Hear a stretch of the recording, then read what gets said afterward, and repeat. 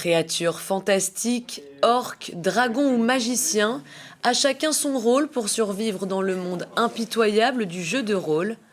En maître du jeu aujourd'hui, Alexandre, qui a convié ses partenaires de jeu pour une nouvelle session de plusieurs heures.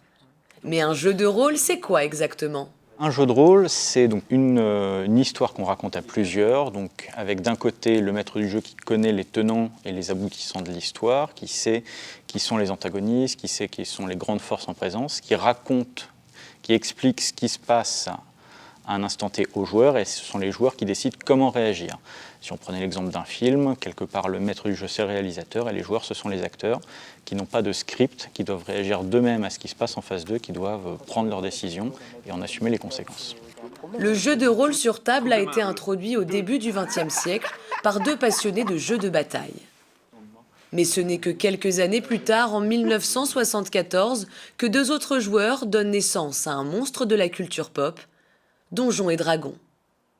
Et si les jeux de rôle ont connu une période sombre dans les années 90, suite à des polémiques lancées par les médias qui établissaient un lien entre accidents de joueurs et la passion pour le jeu de rôle, cette pratique est revenue sur le devant de la scène au début des années 2000, sous l'impulsion des phénomènes Harry Potter, Le Seigneur des Anneaux, la série Games of Thrones ou plus récemment réintroduit grâce à la série Stranger Things.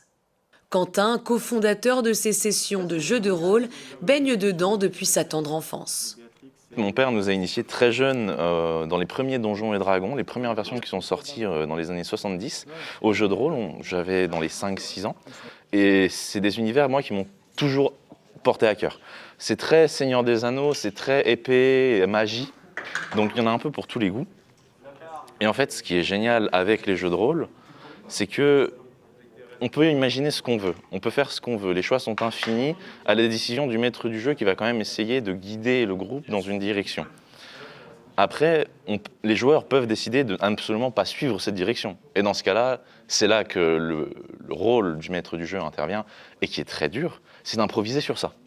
Et à l'église Saint-Denis, ces adeptes du jeu de rôle sur table façonnent une histoire et établissent des stratégies depuis plusieurs années. La première session de jeu a été lancée en novembre 2019 et se continue aujourd'hui encore. Des sessions qui amènent à toujours plus de réflexion et de stratégie et qui permettent aussi de trouver une bonne bande de copains. Ce que j'aime dans le jeu de rôle, je pense que déjà le côté social, en fait, interagir directement, surtout en physique avec le monde, bien que ce soit faisable aussi sans aucun souci en ligne. Mais ce que j'aime vraiment, c'est ce côté vraiment interaction physique où il faut un petit peu improviser tout ce qu'on voit en fait, tout ce qu'on a à faire, mais entouré par des règles. Ce club de jeux de rôle est affilié à l'association de jeux de société Math en 3 coups et est ouvert à tous, passionnés ou curieux. Le club ne demande qu'à s'agrandir, mais il nous faut des gens qui soient prêts à prendre le rôle de maître du jeu qui est peut-être le plus exigeant. Alors, vous sentez-vous capable de succéder à Alexandre et d'ouvrir votre propre partie ? Rendez-vous à l'ancienne église du village pour rejoindre cette aventure fantastique, pleine de surprises.